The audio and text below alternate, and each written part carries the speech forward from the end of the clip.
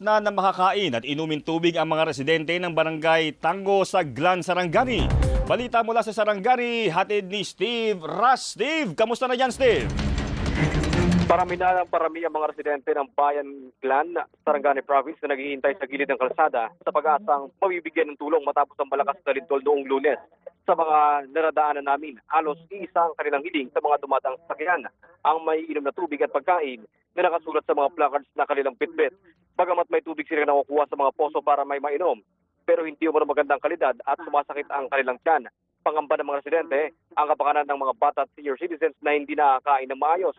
Umaasa sila na dahil nadaraanan na ilang kalsada papunta sa kanilang barangay, ay agad silang mabibigyan ng tulong ng gobyerno, lalo't bukod sa walang pagkain at tubig, ilang araw na ring walang kuryente. Yan ang balitang kumpirmado, sigurado mula rito sa Sarangani Province.